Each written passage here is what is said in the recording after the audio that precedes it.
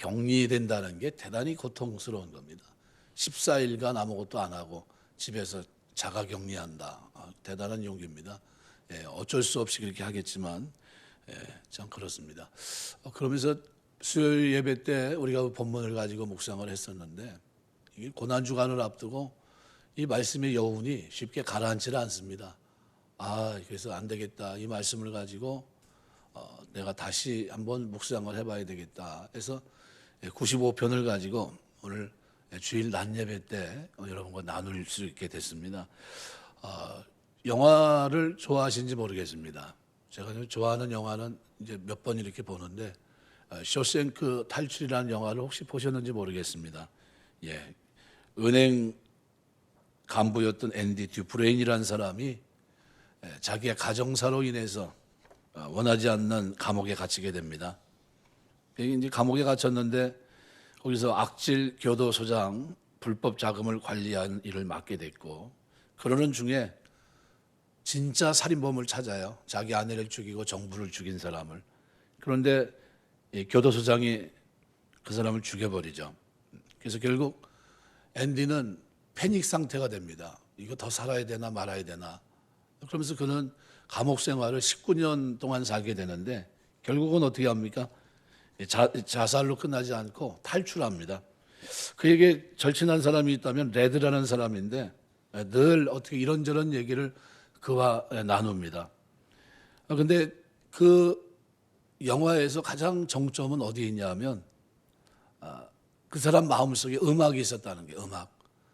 우리가 볼 때는 감옥에 있어서 늘 모든 것들이 절망적이고 소망이 없고 그럴 때인데 근데 그 마음속에 음악이 있어요. 그래서 유명한 대사가 이 안에 음악이 있었어라는 이제 대목인데 감옥에서 사실 맞지 않는 내용입니다. 그런데 그 사람은 감옥에서 감옥을 좀 갱신하는 것 같은 모습을 보여줘요. 그래서 죄수들에게도 간부와 협상을 해서 음료를 맛보게 하고 또 도서관도 증축해서 책도 받게 되고 그래서 그 안에서 고등학교 검정고시도 볼 수 있도록 가르치고 또 기부된 헌책들을 이제 받게 되는데 그러는 중에 모차르트의 피가로의 결혼이라는 음반을 발견하고는 즉각 방송실로 가서 어떻게 해요? 음악을 틀어버립니다.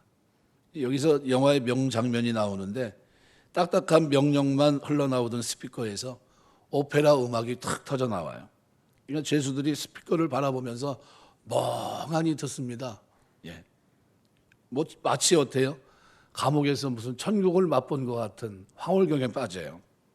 앤디는 음악을 흘려보낸 대가로 독방에 이제 감금되는데 독방에 감금됐다 풀려났을 때 물어봅니다. 위로한다고 한 말이 어때? 힘들었지? 라는 거죠. 근데 앤디 말은 이거예요. 괜찮았어. 계속 모차르트 음악을 들었거든. 이렇게 얘기합니다.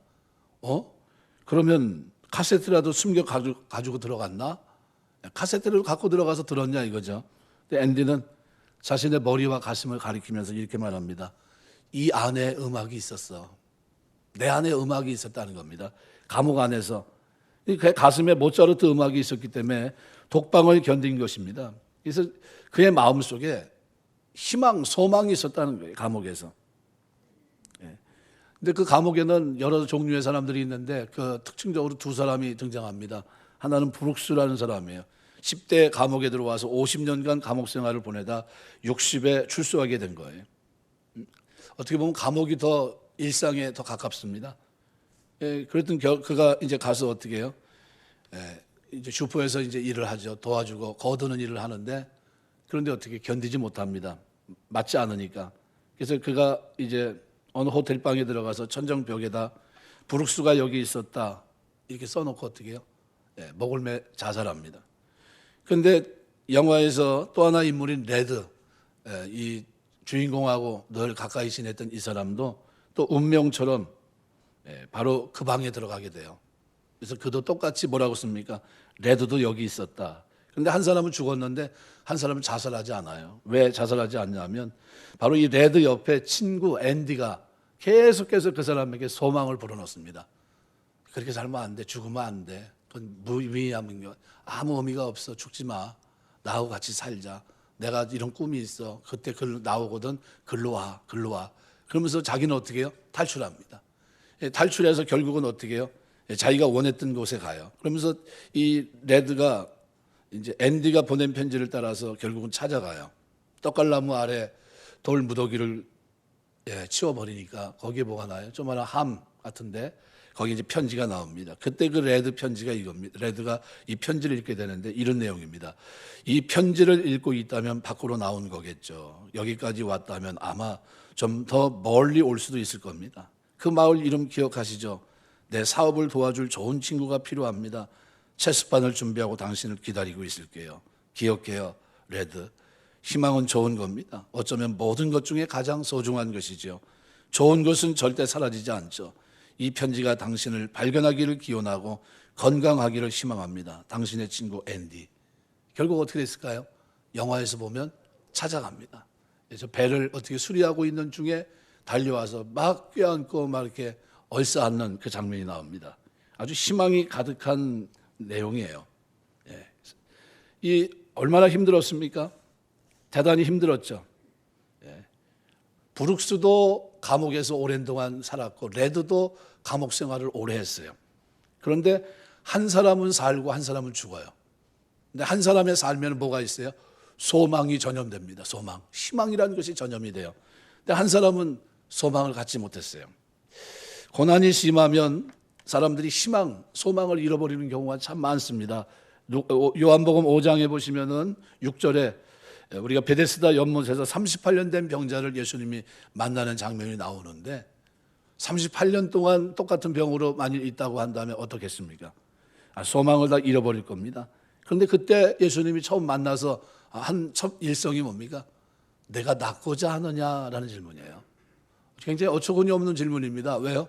거기 서 있는 것 자체가 뭡니까? 나으려고 물속에 먼저 한번 들어가 보려고 38년 동안 견뎌왔던 거예요. 낫고자 하느냐라는 소망을 물어보십니다. 소망을 불어넣은 거예요. 결국은 주님이 낫고자 하는 소망을 갖고 있는 그 사람을 거기서 고쳐주십니다. 우리가 이 소망은 대단히 중요합니다.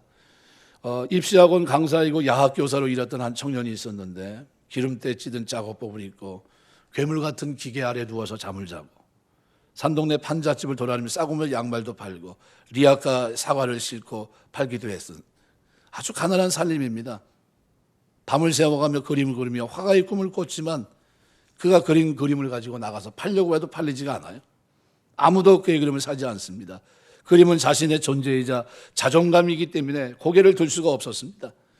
결국은 그림에서 글로 바꿔요. 글을 쓰기 시작합니다. 오랜 시간 원고를 쓰는 동안 우울증이 밀려왔고 이명까지 들리면서 낙심에 빠지기도 했지만 그럼에도 불구하고 포기하지 않고 수없이 글을 수정하며 마침내 완성한 원고를 들고 5군데 출판사를 쫓아다닙니다. 마침내 6번째 출판사가 그의 책을 출판하기로 해요. 이후 낮고 헐한 이웃들의 눈물과 웃음을 실은 그의 책은 300만 부가 넘는 사람들이 읽게 된 책이 됩니다. 바로 이철환 씨가 쓴 연탄길이라는 책입니다.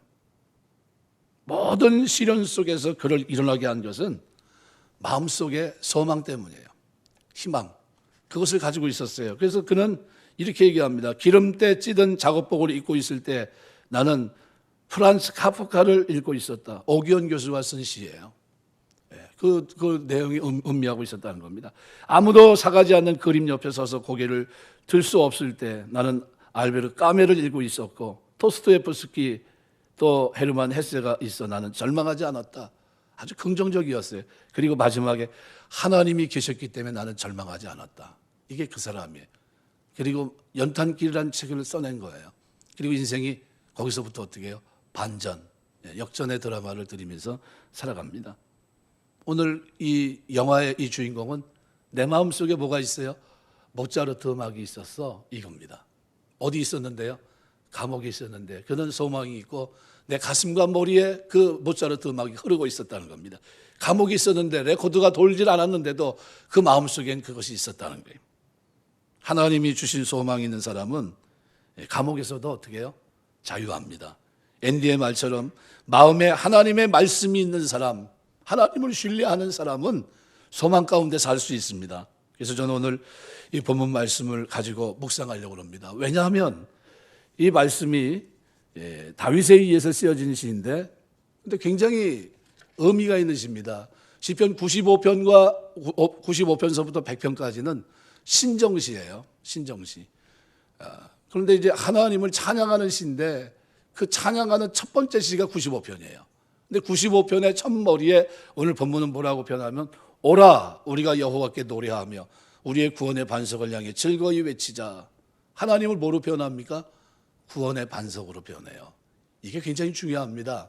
왜 중요하냐 하면 이것은 뭘 상징하고 있냐면요. 출애굽 때 바로 홍해를 갈았던 물이 뒤에서 애굽 군대가 쫓아오는데 그 길을 건너가고 이스라엘 백성이 어떻게 해요? 반석에 서 있는 모세 그리고 반석을 지나고 그다음 반석 앞에 섰을 때 애굽의 모든 군대를 어떻게 해요? 물로 수장시켜 버립니다. 그때 그 구원을 경험했던 사람들이 누굽니까? 이스라엘 백성이 출애굽했던 사람들. 그들이 구원의 반석을 경험한 겁니다. 잊혀질까요? 잊혀지지 않습니다. 제가 벌써 군대 갔다 온 지가 얼마나 됐을까요? 꽤 됐습니다. 그죠? 80년대니까. 80년대인데 벌써 꽤 됐죠. 그런데 벌써 30년 정도가 흘러갔는데도 불구하고 넘어갔죠. 30년이 넘어갔는데도 그때 일이 선합니다. 그때 막 이제 막사에서 왔다 갔다 거리고 막 훈련받고 뭐 힘들고 했던 그게 잊히지 않아요. 근데 왜 이 얘기를 왜 다윗이 꺼냈을까요? 바로 그 얘기입니다. 하나님의 법궤는 빼앗겼었고 그리고 이스라엘 백성들의 마음이 완악해졌던 겁니다. 하나님의 능력을 믿지 못해요. 하나님을 신뢰하지 못하고 하나님과 함께 어떻게 해요? 예배하려고 하지 않습니다. 그래서 오늘 본문은 1절, 2절, 6절에서 오라라는 표현을 3번 씁니다. 그래서 1절에 오라 이렇게 표현하고 있어요. 이때 오라는 레쿠라는 단어입니다. 성소를 향해 나아가는 과정을 반영하는 단어예요. 2절은 나아간다. 우리가 감사함으로 그 앞에 나아가며라는 나아가며 네카테마라는 겁니다. 서둘러 나아가다라는 의미입니다. 부름받은 예배 장소에 가까이 접근하는 과정을 반영한 단어예요. 6절에 보면 또 이렇게 나옵니다. 오라 우리가 굽혀 경배하며 오라 6절 뽀우라는 단어가 썼습니다. 부름받은 예배 장소 안으로 들어가는 걸 말해요. 지금 현재 그들 상태가 어떻다는 겁니다. 이스라엘 백성의 상태가 하나님으로부터 멀어져 있다는 거예요. 뭐가 멀어졌을까요? 마음이 멀어져 있습니다. 마음이 완악해져 있는 거예요. 근데 예배 자리로 나와야 되는데, 그죠? 예배 자리로 나아가야 되는데, 서둘러 나가야 되는데, 그 하나님의 부름의 장소 안으로 들어가야 되는데, 들어오지 못해요. 나가지 못합니다. 그런 그들을 향해서, 그가 다윗은 뭐라고 합니까? 나는 내 속에 뭐가 있다는 거예요? 오늘 영화의 말로 표현하면, 모차르트 음악이 흐르고 있어. 나에게는 하나님을 향한 뭐가 있어요? 구원의 반석을 향한 노래가 있다는 거예요. 여러분의 삶 속에 구원의 반석의 노래가 여러분의 마음속에 머릿속에 있게 되시길 주의 이름으로 축원합니다. 왜 예배드립니까? 라고 질문하면 내 속에 하나님의 구원의 반석이 흐르는 십자가 사건이 있기 때문에 이 노래에서 노래가 흐르기 때문에 나는 주님 앞에 나아갑니다. 이거예요. 어느 자리에 있든지 그 자리가 어떤 자리? 예배 자리가 돼야 돼. 예배 자리. 신정시의 첫 단추가 뭡니까? 예배예요. 하나님 앞에 예배하려는 마음, 예배하러 급하게 나가려는 마음, 그리고 그 자리에 참석한 기쁨, 이거를 여기서 표현합니다. 그래서 그 기쁨을 2절은 우리가 감사함으로 그 앞에 나아가며 시를 지어 즐거이 그를 노래하자. 그 마음에 모차르트 음악이 흐르고 있어요. 계속해서 어떻게 소망의 메시지. 절망 속에 있었습니다. 하나님이 없었고 하나님의 계명도 다 지져버렸고 하나님의 율법은 빼앗겼고 법궤는 빼앗겼었거든요. 그런 그들의 마음속에 멀어져 있던 허망이 됐던 마음을 어떻게 해요? 하나님 앞으로 돌려요. 나오라는 거예요. 하나님 앞으로 나와 예배하자는 겁니다. 그 하나님께 감사하고 그 하나님 앞에 노래하자는 거예요. 노래하자. 그래서 감사와 놀라운 찬송을 오늘 본문은 말씀하고 있습니다. 8절 이하의 내용을 보시면은 이렇게 표현합니다. 너희는 무리바에서와 같이 광야의 말사에 지냈던 날과 같이 너희 마음을 완악하게 하지 말지어다. 사실은 이것이 본문에서 말하고 있는 중요한 메시지입니다. 왜 그랬을까요? 마음이 완악해진 그들을 향해서 외쳤던 거예요. 마음이 완악해졌다는 게 뭘까요? 하나님의 기적은 봤는데 하나님 기적이 뭐예요? 이스라엘 백성을 출애굽할 때 10가지 기이한 일들, 광야에서 40년 동안 그들을 먹이시고 채우신 일들, 이게 그겁니다. 그런데 그 일을 하나님께서 행하셨는데 그걸 어떻게 해요? 믿지 못하는 겁니다. 이제 신뢰하지 못하는 거예요. 그래서 바로 그 장면을 설명하면서 3절에서 5절까지는 그 하나님이 어떤 분인가? 여호와는 크신 하나님. 그래서 히브리어 키로 시작하면서 왜냐하면 뭐뭐 때문이다. 그분은 이런 분이다. 이렇게 표현합니다. 그래서 그분은 어떤 분입니까? 오늘 3절에 보면 크신 하나님, 전능하신 하나님이라는 겁니다. 엘로힘 하나님. 모든 신들보다 크신 왕이다. 그럼 다른 신도 있다는 이런 얘기가 아닙니다. 신은 오직 한 분 하나님밖에 없어요. 고대 근동에는 마을마다 신이 있어요. 마을마다. 동네마다 산도 신이에요. 바다도 신이고. 그러니까 이 신의 개념이 있었는데 그런 신과 구별된 신이라는 거예요. 그래서 하나님만이 참된 신이라고 하는 것을 나타낸 표현입니다. 그래서 모든 신들보다 크신 왕이시기 때문이다. 그리고 그 하나님은 어떤 분입니까? 만물을 지으신 분이에요. 그래서 땅이 깊은 곳이 그의 손 안에 있으며 산들의 높은 곳도 그의 것이로다. 바다도 그의 것이라 그가 만드셨고 육지도 그의 손이 지으셨도다. 이 뭘 얘기합니까? 하나님이 만들고 지으셨다. 히브리 말로 아사, 야차르라는 말입니다. 하나님이 하늘의 궁창을 만드시고 해와 달을 만드시고 덜짐승과 육축을 만드십니다. 이게 아사라는 단어예요. 만들었다는 거예요. 그리고 하나님이 어떻게 지으셨다. 토기종이가 진흙을 재료로 해서 토기로 만든다는 표현에 사용된 단어, 이사야 44장 9절에 기록되어 있는 이 말씀이 여기 지으시다, 야차르라는 단어입니다. 구체적이고 친근감 있는 창조 행위를 나타내는 거예요. 그래서 사람을 창조하는 기사에 이 단어가 쓰입니다. 하나님이 사람을 지으시고 남자와 여자로 만드시는 그 장면에서 바로 5절을 씁니다. 이 하나님은 어떤 분이에요? 이렇게 크신 분이라는 겁니다. 엘로힘, 창조주 하나님, 그 하나님이라는 게, 그 하나님께 어떻게 해요? 노래하자는 거예요. 두 번째는 그 하나님은 어떤 분인가? 우리를 기르시는 분이라는 겁니다. 그래서 6절, 오라 우리가 굽혀 경배하며 우리를 지으신 여호와 앞에 무릎을 꿇자. 예배에 나가서 제일 먼저 해야 될 것이 뭡니까?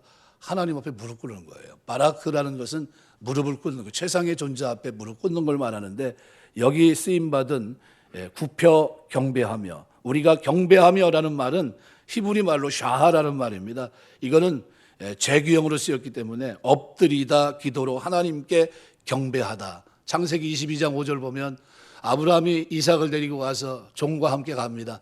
너는 여기 있어라. 내가 가서 하나님께 예배하고 너에게 온다. 했더니 이 예배한다라는 표현입니다. 이 경배한다는 게 바로 그걸 얘기해요. 하나님 앞에 엎드려 경배하는 걸 얘기해요.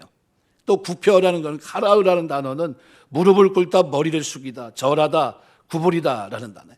이거 비슷한 단어 두 단어를 그대로 써놨어요. 우리가 굽혀 경배하며, 오라라는 이 뽀우라는 단어는 명령형입니다. 반드시 어떻게 해요? 와야 된다는 거예요. 그래서 시인은 이 엎드린다는 의미의 두 가지 다른 동사를 통해서 마땅히 엎드려 경배된다는 것을 강조합니다. 두 동사가 모두 미완료 연장형으로 되어 있습니다. 계속해서 그렇게 해야 된다. 계속해서. 하나님 앞에 어떻게 해요? 계속해서. 인간이 여호와 앞에 엎드려 경배하는 것 외에 취할 수 있는 다른 태도는 없다는 거예요. 그 하나님 앞에 어떻게 나가서 무릎 꿇는 것이 맞습니다. 그래서 그 다음 하반절은 6절 하반절은 이렇게 말해요. 우리를 지으신 여호와 앞에 무릎을 꿇자. 또다시 반복해요. 니브레카라는 단어 역시 미완료 연장으로 되어 있습니다. 굽혀 경배하며 유사한 의미를 지닙니다. 하나님 앞에 낮추고 굽히고 경배하고 겸손과 섬김의 자세를 견지해야 될 것을 강조합니다. 시인은 계속해서 하나님 앞에 나가서 무릎 꿇는 것의 중요성을 강조합니다. 무릎을 꿇는 대상이 여호와라는 것을 명시적으로 밝힐 뿐만 아니라 그 여호와는 우리를 지으신이란 단어를 수식하면서 하나님의 창조주 되심과 그의 피조물인 인간이 창조주 하나님께 무릎을 꿇는 것이 당연하다는 경배의 자세를 말해요. 이건 사실 이 본문은 여기까지 다 끝입니다. 하나님 앞에 자세를 말합니다. 하나님 경배 받으실 분, 우리는 어떻게 해요? 경배해야 될 사람들입니다. 우리 속에는 모차르트 음악이 흐르면서 하나님을 향해서 늘 소망을 가질 수 있는 이유는 그분은 우리의 목자 되시기 때문이에요. 흔들림이 없어요. 그분 앞에 나갈 때는 우리가 무릎을 꿇고 예배합니다. 왜요? 그분은 모든 환경을 바꾸실 수 있는 창조주 하나님이기 때문이에요. 그래서 7절은 그렇게 말합니다. 그는 우리 하나님이시요, 우리를 지으신 여호와 앞에 무릎을 꿇어야 되는 이유입니다. 그가 우리 하나님이시기 때문이란 겁니다. 사실상 모든 사람이 하나님의 피조물이고 일반 은총을 누리며 살고 있지만 그에게 나아가 무릎을 꿇고 경배하는 사람은 하나님의 구원의 은혜를 받은 사람이고 그 은혜를 깨닫고 그의 은혜에 감격하는 사람이라는 것을 말씀하고 있습니다. 1절에서 하나님을 가리켜서 우리 구원의 반석이라고 했는데 7절에서는 그 하나님은 우리를 기르시는, 우리는 그의 기르시는 백성이라고 표현합니다. 우리는 하나님의 당신의 백성으로 부를 이스라엘입니다. 신약으로 말하면 구원받은 공동체, 이 모든 성도를 말합니다. 우리는 그의 기르시는 백성이고 그의 손이 돌보시는 양입니다. 이렇게 되면 소재가 분명하잖아요. 왜 찬송해야 됩니까? 그는 우리 하나님이기 때문에, 전지전능하신 하나님이시기 때문에. 시인은 여호와 앞에 나가 무릎을 꿇고 경배하며 송축하는 자들에게 이제 하나님께서 하시는 말씀을 들을 순서가 됐다고 말합니다. 그래서 7절 오늘 본문에 보면 마지막 하반절에 보면 너희가 오늘 그의 음성을 듣거든 이렇게 표현합니다.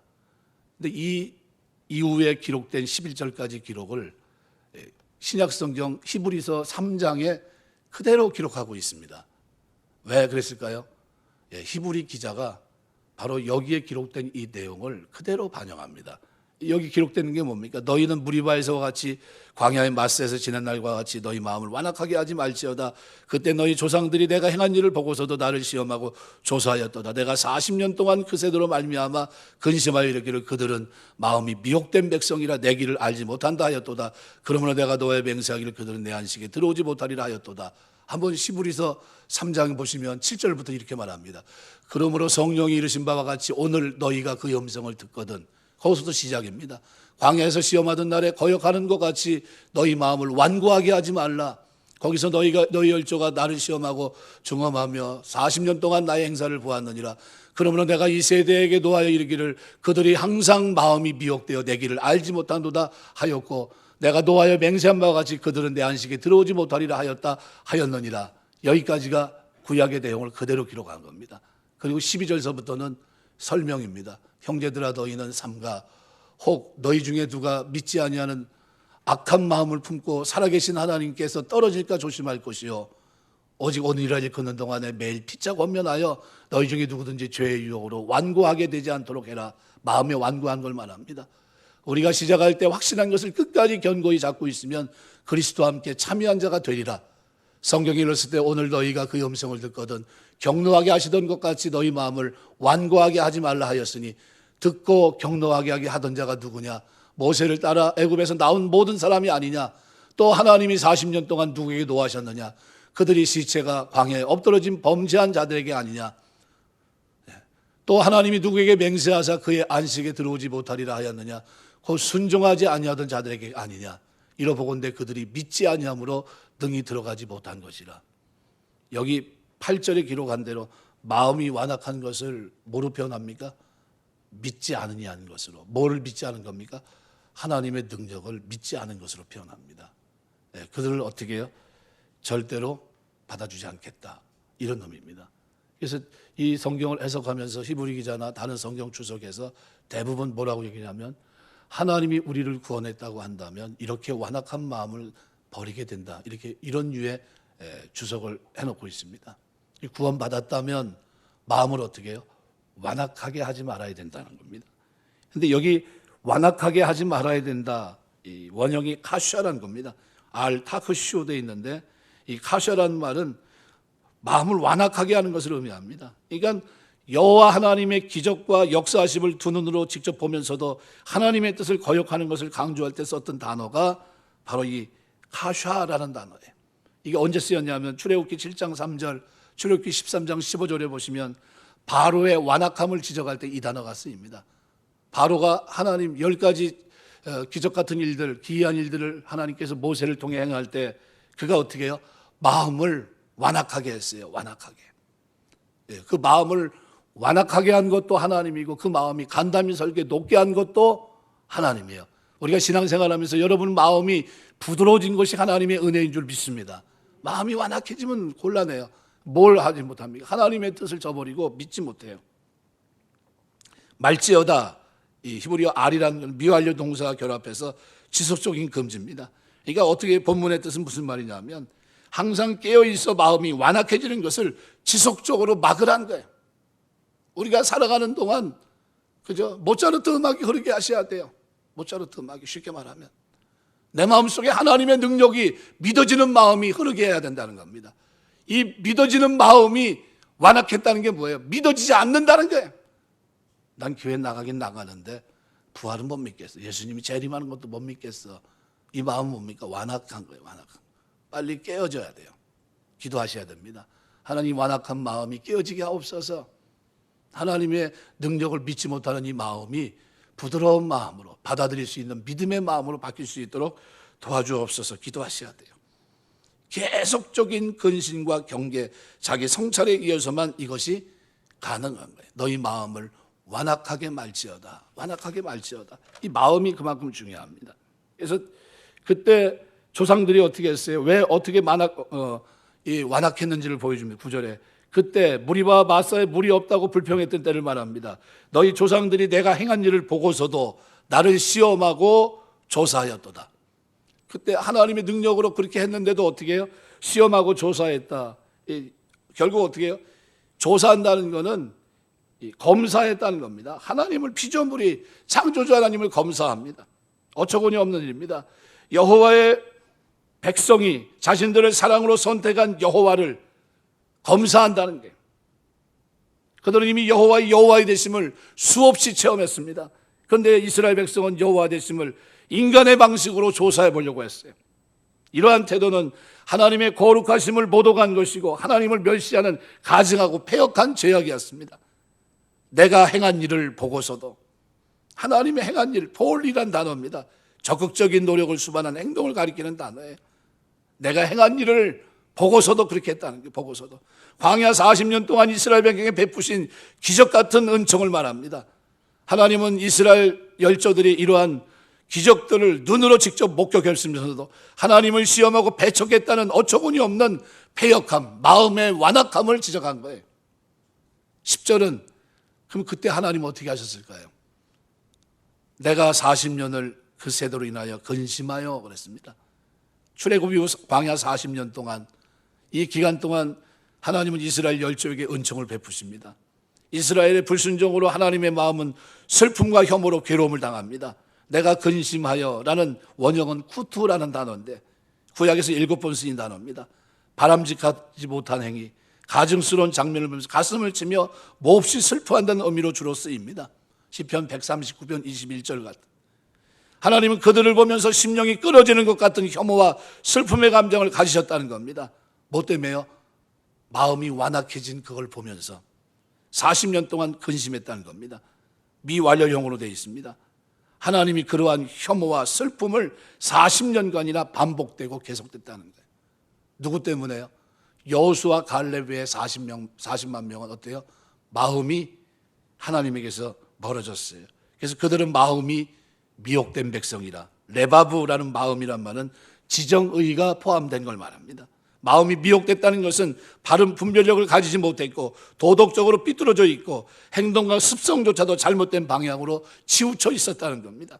미혹됐다고 하는 이 타라는 말, 곁길로 나갔다는 겁니다. 비틀거렸다는 겁니다. 길을 잃어버렸다는 겁니다. 이스라엘 백성이 하나님이 제시한 길을 버리고 자신들의 욕심을 따라 행하려고 오히려 길을 잃어버리고 방황하는 꼴이 됐다는 겁니다. 심지어 그들을 향해서 뭐라고 얘기합니까? 내 길을 알지 못한다. 이 따라크라는 말은 길, 삶의 방식을 말합니다. 그러니까 삶의 방식이나 도리를 나타낼 때 쓰는 단어인데 여호와께서 모세를 통해 그 길을 율법으로 제시하셨습니다. 당신이 원하는 길을 그의 백성 이스라엘이 분명히 알 수 있도록 문자로 표현해 주셨어요. 매 순간 말씀을 제시하셨습니다. 그런데 이스라엘은 그 길을 알지 못하며 결국 유리방황합니다. 여기 알지 못했다, 이 로야데우라는 히브리 말인데 히브리어 말 가운데 부정어 로는 가장 강력한 겁니다. 근데 야다으라는 이 단어는 하나님을 지식적으로 안다 이런 개념이 아닙니다. 이거는 완전히 경험적인 겁니다. 그래서 이스라엘 열조가 지식적으로 하나님의 뜻을 알지 못하였다는 의미, 이게 아니라 이미 알고 있었지만 자신들의 삶 가운데 실천하지 않았다는 거예요. 그들이 하나님을 알지 못하였다는 거예요. 고의적인 악행은 하나님의 근심과 고통을 가져다 주었고 결국 그로 인해 하나님의 진노를 당할 수밖에 없었습니다. 그래서 11절은 이렇게 표현합니다. 그러므로 내가 노하여 맹세하기를 그들은 내 안식에 들어오지 못하리라 하였도다. 이 관계사입니다. 그러므로 10절에 나오는 그 세대, 마음이 미혹된 백성, 내 길을 알지 못한다. 이걸 가리킵니다. 이들에게 뭐예요? 맹세하셨다는 겁니다. 샤바흐라는 이 단어는 일곱이라는 뜻의 수사 쉐바흐라는 단어에 유래해서 7번 말하다는 뜻이에요. 맹세는 7번 말했다는 겁니다. 히브리 문화에서 7은 완전수고 거룩한 수입니다. 7번 말했다는 것은 절대로 번복됨이 없고 반드시 시행한다 이런 뜻입니다. 그 내용이 뭡니까? 저희는 내 안식에 들어오지 못한다. 이것은 맹세 귀결점입니다. 왜 하나님이 진노 가운데서 맹세하신 하나님의 맹세의 내용입니다. 하나님의 이 맹세는 결과적으로 여호수아 갈렙을 제외하고 모든 사람들에게 문자 그대로 적용이 됩니다. 민수기 14장 23절 24절 보면 이렇게 말합니다. 내가 그들의 조상들에게 맹세한 땅을 결단코 보지 못할 것이요 또 나를 멸시하는 사람은 한 사람도 그것을 보지 못하리라. 그러나 내 종 갈렙은 그 마음이 그들과 달라서 나를 온전히 따랐은즉 그가 갔던 땅으로 내가 그를 인도하여 드리리니 그의 자손이 그 땅을 차지하리라. 그 갈렙은 뭐라고 표현합니까? 내 종 갈렙은 그 마음이 그들과 달라. 마음이 어떻게 됐다는 보면 완악하지 않았다는 겁니다. 믿었다는 겁니다. 뭘요? 하나님의 능력을, 전지전능하심을, 하나님의 크심을 믿었다는 거예요. 그분이 목자 되심을 믿었다는 겁니다. 믿은 자와 믿지 않는 자를 구분합니다. 그래서 그 마음이 달라. 나를 온전히 따랐다는 거예요. 온전히 따른다는 게 뭡니까? 마음이 완악해지지 않는 것을 유지하는 걸 얘기합니다. 유지. 우리가 일평생 주님 섬기면서 사는 동안 하나님의 능력을 믿고 사시길 주의 이름으로 축원합니다. 마음이 완악해지지 말아야 돼요.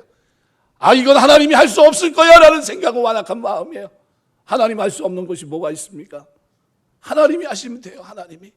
기도하시면서 하나님이 하시면 됩니다. 하나님이 도와주시면 됩니다. 하나님이 허락하시면 됩니다. 이 고백을 드려야 돼요. 이 고백. 마음이 완악해져가지고 그때 일은 그거고 지금은 세상과 완전히 다른 세상입니다. 마음이 뭐예요? 완악해진 거예요. 뭘 믿지 못해요? 하나님의 능력을, 하나님의 역사를, 하나님의 창조 속에 기록한 모든 내용들 믿지 못하는 거예요. 마음이 완악한 거예요. 이 장면을 바로 히브리서 3장에 기록을 해놓은 거예요. 그대로. 왜 기록했습니까? 설명까지 다 붙였어요. 믿지 아니한 것이다. 그렇게 표현합니다. 믿지 않는 것. 마음이 완악한 것은 결과적으로 뭐예요? 하나님을 믿지 않는 거예요. 이것은 하나님의 심판, 내 안식에 들어온. 이 안식은 뭘 얘기합니까? 천국을 말합니다. 천국을.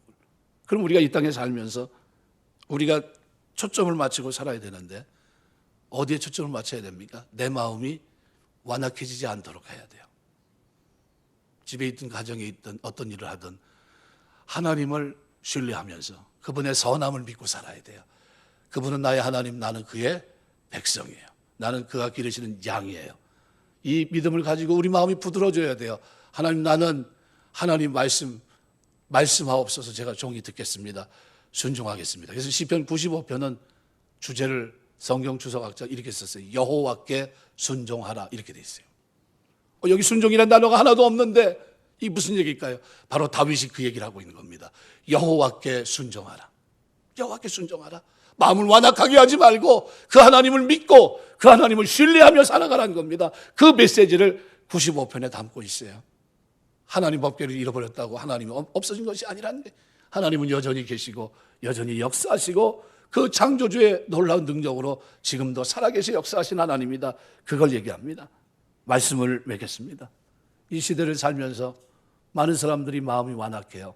예수님이 이 땅에 오셔서 그렇게 많은 기적을 행했지만 그 기적을 행한 그들을 향해서 마음이 완악한 그들을 지적하셨어요. 이 기적을 저 땅에서 행했다면 그들이 믿고 회개하고 지금 내 백성이 됐을 거라고 얘기했어요. 믿지 못함을 지적하신 겁니다. 말씀을 신뢰하지 못하는 그들을 지적하신 겁니다. 우리 신앙생활에 마음이 완악해지는 것은 반드시 막아야 돼요. 어떤 일이 있어도 하나님의 능력을 저는 신뢰합니다. 목자로서 창조주 하나님으로서 나를 이끌어 가심을 저는 믿습니다. 말씀하옵소서. 내가 주의 말씀을 따라 내 마음이 완악해지는 것을 막으며 주의 도를 따라 순종하며 살겠습니다. 이 고백이 예배장에 있든지 교회에서 아니면 집에서 예배를 드리든지 어느 자리에 있든지 여러분의 고백이 되시길 주의 이름으로 축원합니다. 우리의 마음속에 그 하나님이 있기 때문에 우리에게 소망이 있고 오늘 모차르트 음악이 들리는 겁니다. 바울과 실라처럼 살아가는 겁니다. 뭐가 들리니까요? 하나님의 사랑이 들리니까. 그 사랑이 내 마음속에 있고 내 머릿속에 있으니까 그 지륵 같은 어둠 같은 앞이 안 보이는 그런 감옥 속에서도 소망을 가졌던 겁니다. 우리에게는 진짜 살아계신 하나님이 우리와 함께 하십니다.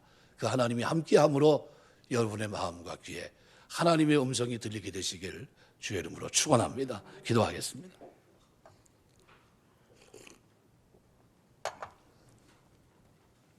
코로나 바이러스로 인해서 마음이 완악해질까 두렵습니다. 우리 마음이 흔들리지 않도록 도와주시옵소서. 믿음의 고백을 드릴 수 있도록 도와주옵소서. 내가 아니라 하나님 손에 있음을 우리가 인식하게 하시고 하나님이 붙드시고 인도하시고 지도하시고 허락하시면 되는 줄 믿습니다. 이 은혜가 우리에게 넘치게 하셔서 이 땅에 사는 동안 여호수아 갈렙이 하나님의 보호 속에 살아간 것처럼 오늘 사랑하는 성도들이 하나님의 보호 속에 살게 하시고 승리하는 믿음의 여정을 달려갈 수 있도록 하나님 축복해 주시옵소서. 도와주심을 믿사옵고 감사하며 예수님 이름으로 기도드리옵나이다. 아멘.